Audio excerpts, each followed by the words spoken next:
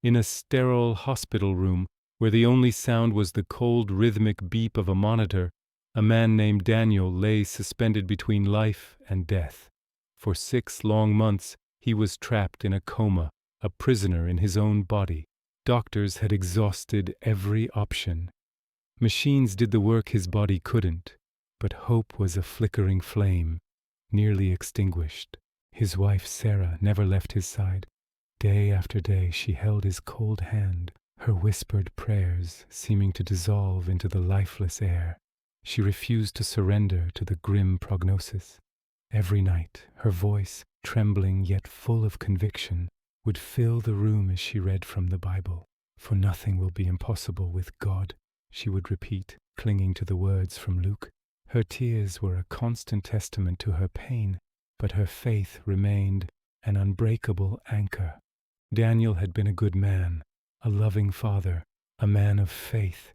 Then, in an instant, a car accident shattered their world.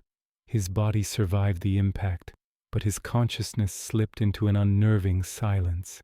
The doctors were gentle but firm. His brain activity was faint.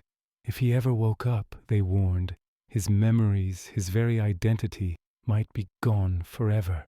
It was a future Sarah simply could not accept.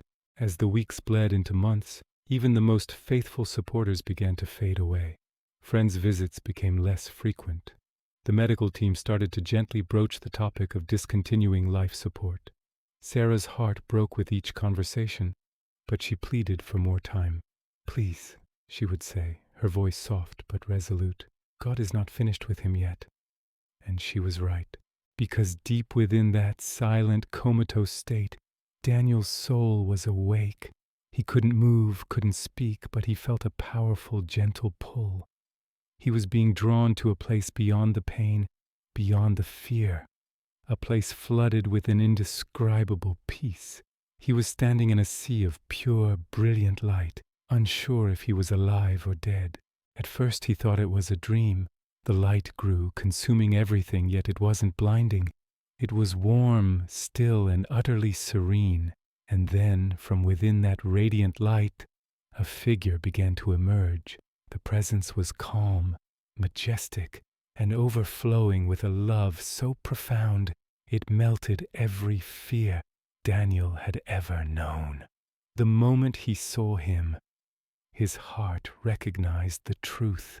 It was Jesus.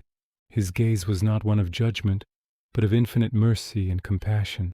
It felt as though Jesus knew every unspoken thought, every silent cry of his heart. Time seemed to stand still. Jesus reached out his hand, and as he did, Daniel felt pure life, pure energy flowing into him. Visions of his life flashed before him, his family, his mistakes, his moments of kindness, his suffering. Then Jesus spoke. His voice was gentle, yet it carried the weight of eternity. "Daniel," he said, "your time here is not yet done. You must return. There is still purpose for your life." Daniel felt a pang of desperation. He didn't want to leave this perfect peace. He begged silently with all his soul to stay, but Jesus just smiled, a smile that was light itself, and said, "I am with you, even when you cannot see me." And just like that, everything began to fade.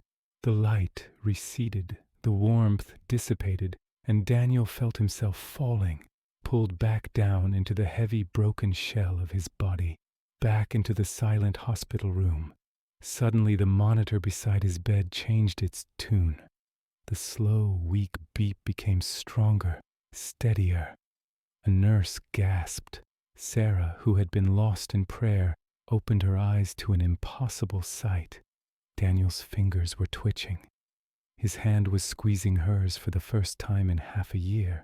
She screamed for help, a cry of shock and joy. Doctors and nurses rushed in, their faces a mixture of confusion and astonishment. The man they had all but given up on was awake.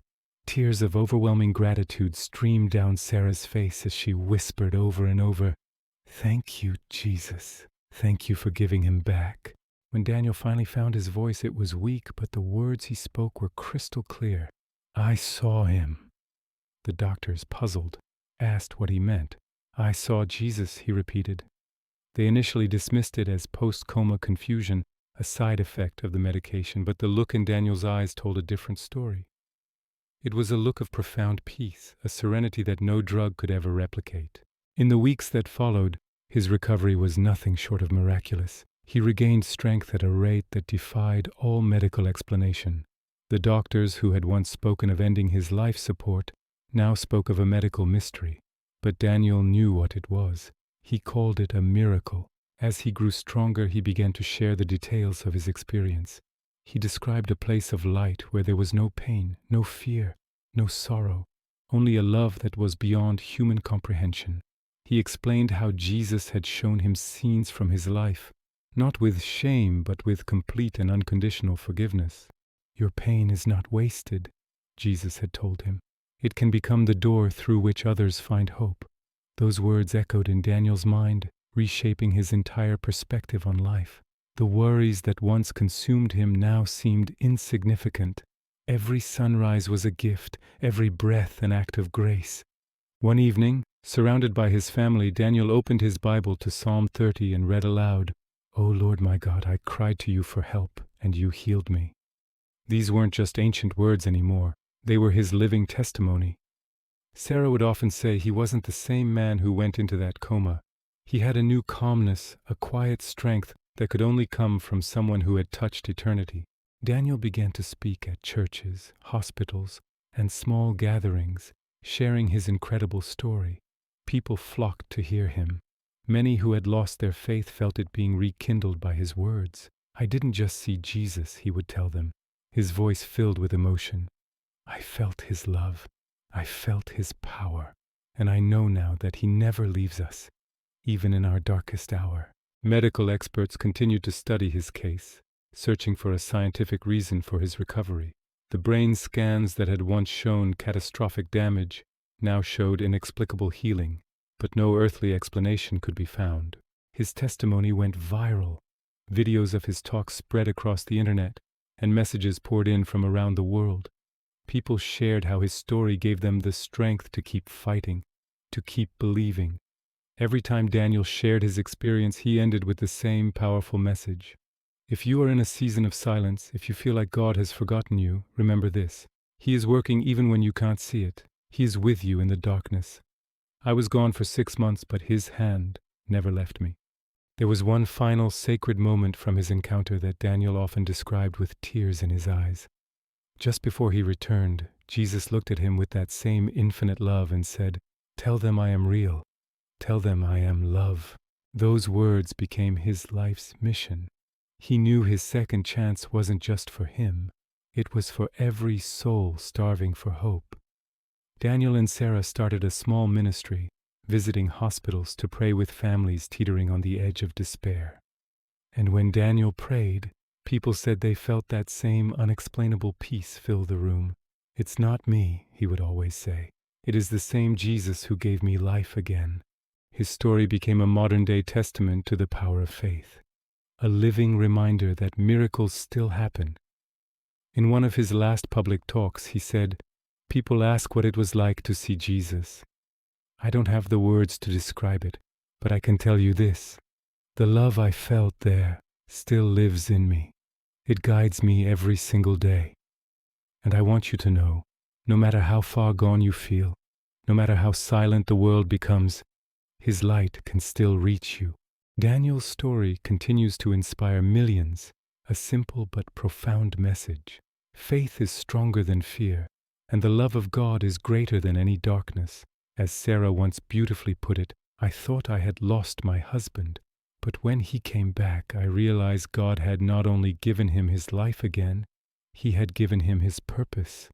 His journey reminds us that even in the deepest silence, heaven is still speaking. Because when Jesus appears, everything changes. Thank you so much for watching. If this story touched your heart, please like, share, and subscribe to our channel for more content that inspires hope and faith. We'll see you in the next video.